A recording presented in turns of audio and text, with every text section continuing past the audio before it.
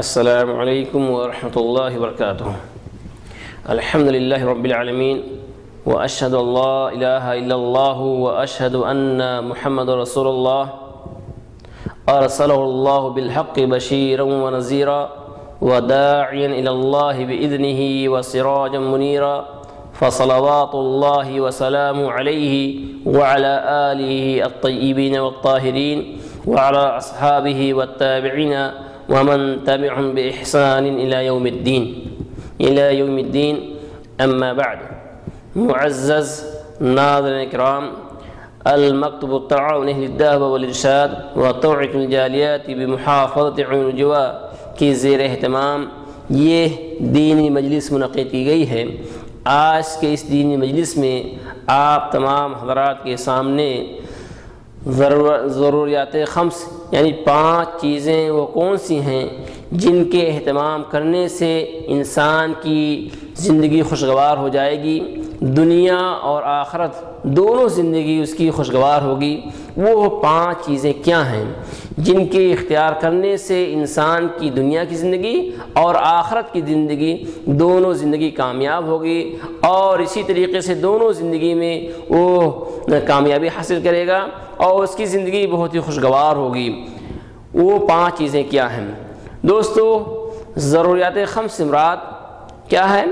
5 چیزیں ایسی ہیں جو انسانی زندگی کے لیے بہت ہی ضروری ہیں، اور وہ انسان بہت ہی کامیاب ہوگا جو انسان اپنی زندگی میں ان 5 چیزوں کو اختیار کر لے، وہ انسان کامیاب ہے۔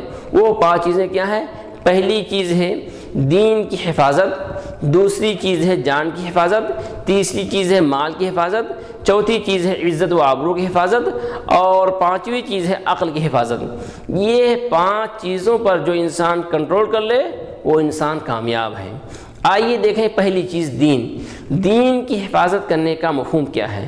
دین کی حفاظت کرنے کا مفہوم یہ ہے کہ وہ انسان جس کو نعمت اسلام مل جائے اور توحید جیسی عظیم نعمت مل جائے، اس انسان کو چاہیے کہ اس نعمت اسلام کو اپنے پاس باقی رکھے اور اس نعمت اسلام کی حفاظت کے لیے کوشش کرے، اور یہ دعا پڑھے، یا مقلب القلوب ثبت قلبی علی دینک، کہ اے دلوں کے پھیرنے والے تو ہمارے دل کو باقی رکھ، ثابت قدم رکھ اپنے دین پر، دین اسلام پر۔ یہ دعا پڑھیں، اور کیونکہ دین اسلام کے علاوہ دیگر ادیان جو ہیں اللہ کے ہاں غیر مقبول ہیں، اللہ قبول نہیں کرے گا، جیسا کہ اللہ تعالیٰ نے ارشاد فرمایا وَمَن يَبْتَغِ غَيْرَ الْإِسْلَامِ دِينًا فَلَن يُقْبَلَ مِنْهُ وَهُوَ فِي الْآخِرَةِ مِنَ الْخَاسِرِينَ، کہ جو شخص اسلام کے علاوہ کوئی دوسرا دین، کوئی دوسرا طریقہ اختیار کرے گا اس کو اللہ تعالیٰ قبول نہیں کرے گا، بلکہ ایسا انسان خسارے میں، گھاٹے میں ہوگا۔